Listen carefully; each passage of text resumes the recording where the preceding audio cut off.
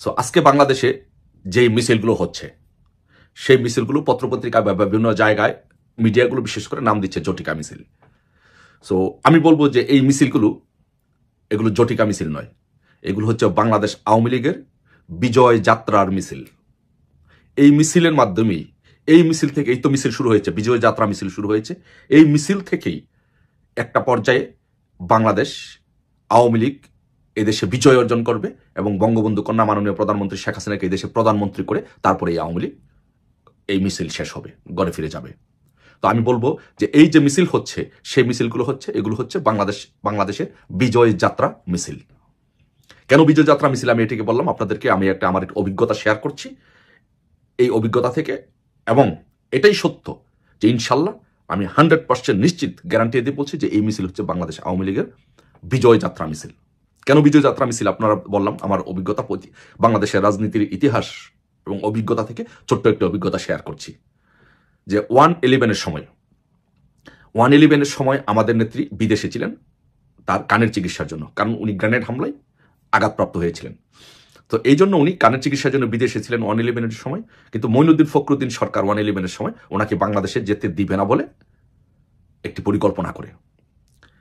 So যখন এই সিদ্ধান্তটি নেয় যে নেত্রীকে বাংলাদেশে আসতে দিবে না, সিদ্ধান্তটি নেওয়ার সাথে সাথে তাৎক্ষণিকভাবে আমরা ঢাকা বিশ্ববিদ্যালয়ে, আমি তখন ঢাকা বিশ্ববিদ্যালয়ে, তখন আমার ঢাকা বিশ্ববিদ্যালয়ের প্রেসিডেন্ট সোহেল রানা টিপু আমাকে ফোন করলো যে তোমার ছেলেবেলে কোথায়? আমি বললাম যে ছেলেবেলে তো নাই, অল্প সংখ্যক ছেলেবেলে আছে, খুব কম, ওদেরকে নিয়ে তুমি শাহবাগ ফুলের দোকানের সামনে চলে আসো।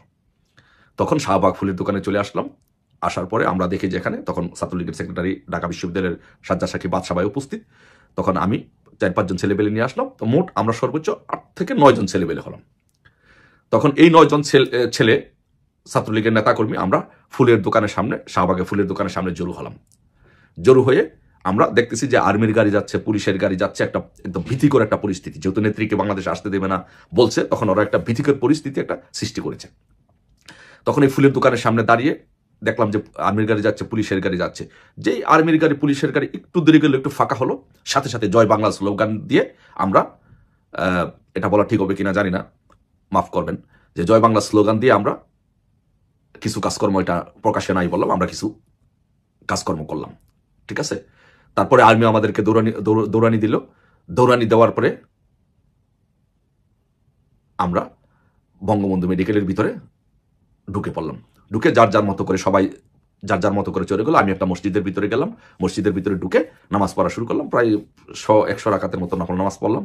যখন নফল নামাজ পড়া শেষ হলে ডানে বাঁয়ে তাকায় দেখলাম যে না, কোনো বিপদ নেই, তখন বের হয়ে চলে গেলাম।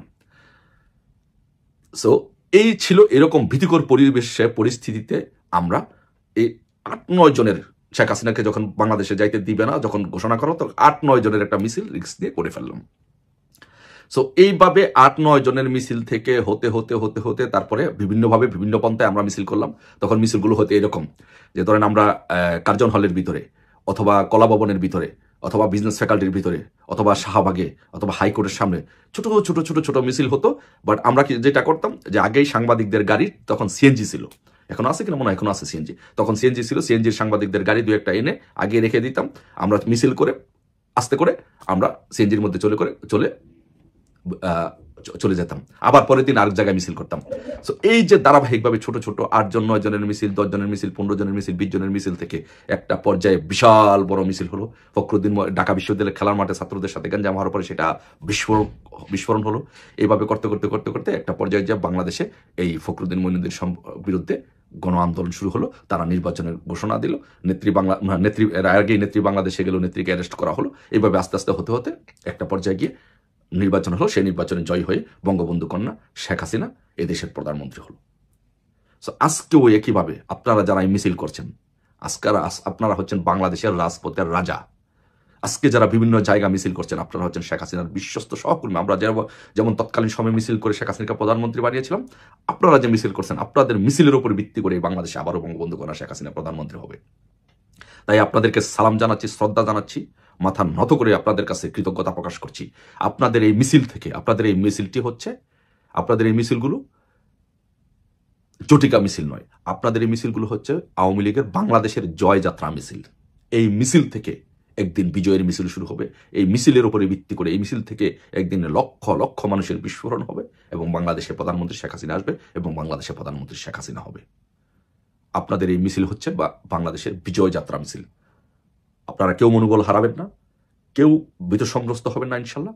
বাংলাদেশের ইতিহাস, বাংলাদেশের আওয়ামী লীগের ইতিহাস, বাংলাদেশের প্রত্যেকটি নেতাকর্মীকে বলবো, ইউনিয়ন পর্যায়ের নেতাকর্মীদেরকে বলবো, আপনারা প্রত্যেকটি ইউনিয়নে যার যার সক্ষমতা অনুযায়ী মিছিল করান, গ্রামে গ্রামে মিছিল করান, শহরে শহরে মিছিল করান, যার যেভাবে ক্ষমতা আছে সক্ষমতা আছে এখনই মিছিল করান। প্লিজ কেউ পিছু হটবে না। যার টাকা আছে টাকা দিয়ে সমর্থন করে সাহায্য করুন, যার লোকবল আছে লোকবল দিয়ে সমর্থন করুন, যার যেভাবে আছে সেভাবে রাজপথ গরম করুন, প্রকম্পিত করুন। আপনারা যখন রাজপথ গরম করবেন, প্রকম্পিত করবেন, তখন দেশি বিদেশি ইন্টারন্যাশনাল মিডিয়া, ইন্টারন্যাশনাল গোষ্ঠী, পুলিশ, আর্মি, সাংবাদিক সকলে সাহস পাবে, সকলে আমাদেরকে সহযোগিতা শুরু করবে এবং এই জয়যাত্রা মিছিল 10 জন থেকে 10 লক্ষ হবে, 10 কোটিতে রূপান্তরিত হবে। বাংলাদেশের প্রধানমন্ত্রী শেখ হাসিনাকে বাংলাদেশে অধিষ্ঠিত করবে। জয় বাংলা, জয় বঙ্গবন্ধু।